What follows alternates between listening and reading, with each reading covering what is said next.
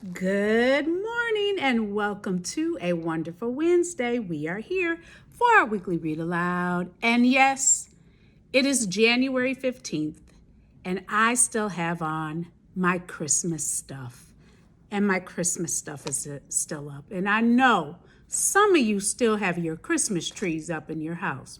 Tell the truth.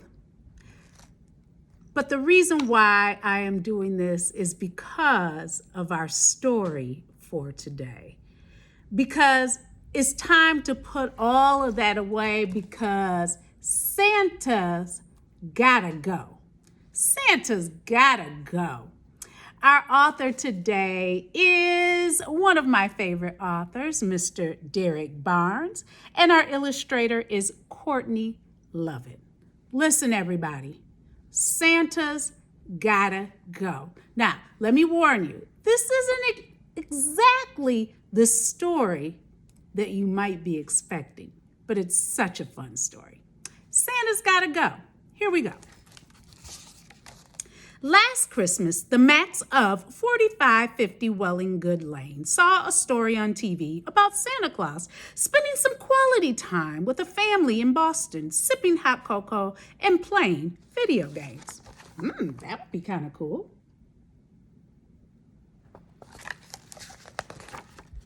This Christmas, the Macks figured they'd do everything they could to get Santa to hang out for a bit at their house. Mrs. Mack baked sugar cookies, a chocolate cake, and 6 sweet potato pies. Mr. Mack and the 2 children, Monte and Mabel, hung out their brightest lights so Santa wouldn't miss them. And then they waited. All right, doing the baking and getting everything ready. Just as Monte and Mabel were dozing off, they heard the thunder of heavy hooves on the roof. "It's gotta be Santa," the kids shouted.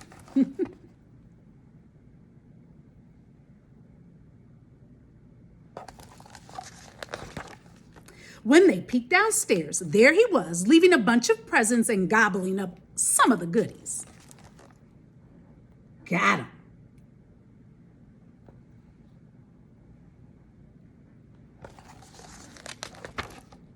When he rushed out, Monte and Mabel followed him to sneak a peek at Santa in his sleigh. There he was, on his cell phone, speaking to Mrs. Claus. "Yes, it's been a long night, babe, but I'm finally done. I'll be home in 2 shakes of a reindeer's tail."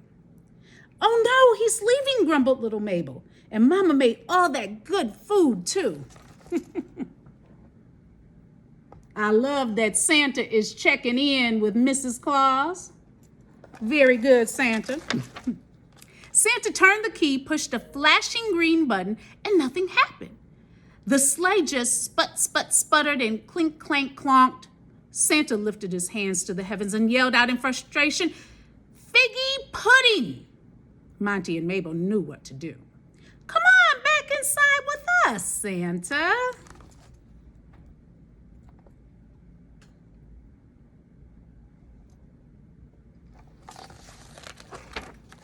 Santa borrowed a laptop to order a new part for his sleigh. This tiny doohickey called a yip-yip fuse causes the sleigh to float. The reindeer? They just pull the thing, he told them all. Who knew? There was only one problem. The yip-yip fuse would take 3 days to arrive. But that didn't worry the Macks. "Stay with us," the kids shouted. "How kind. I suppose I could use a little vacation," Santa said. They got him.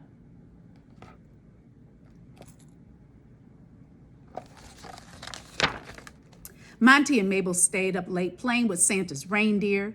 When they finally fell asleep, it wasn't for long because it sounded like a thunderstorm was brewing outside. Bam, ba-ba, bam, bam, ba-ba. Turns out Santa liked to rock out and had invited some guys from the neighborhood to join him. Look at Santa jamming.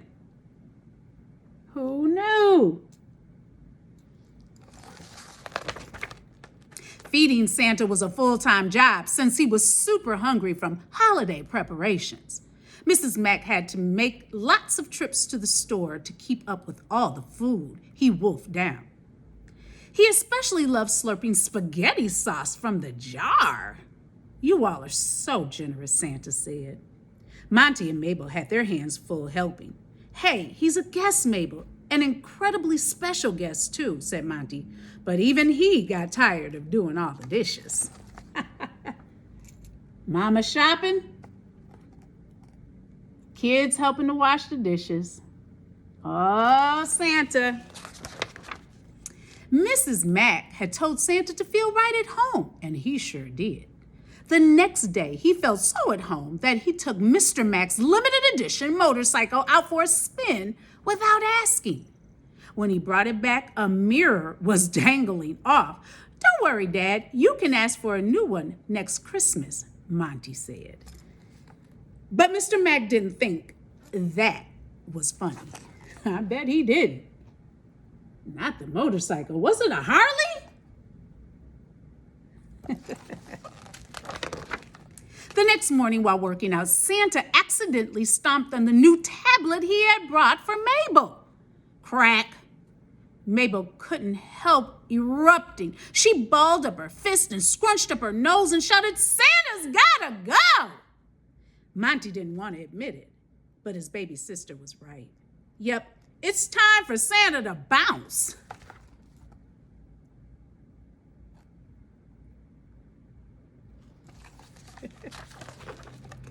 Fortunately, just then a box arrived on the doorstep with the yip yip fuse.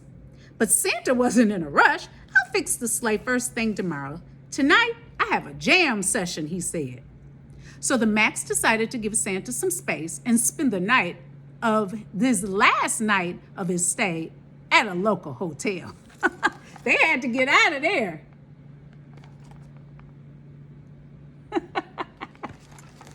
They leaving Santa in the house.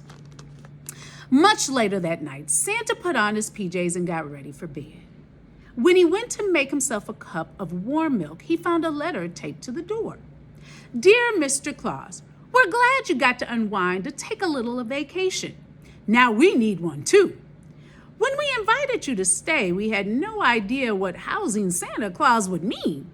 Now we know. Thanks for the presents and for making this Christmas one that we will never, ever forget. Sincerely, the Macks.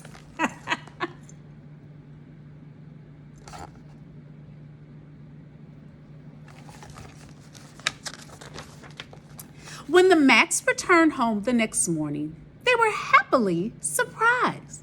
The place was spotless. Santa had restocked the fridge and replaced everything he had broken, even the motorcycle.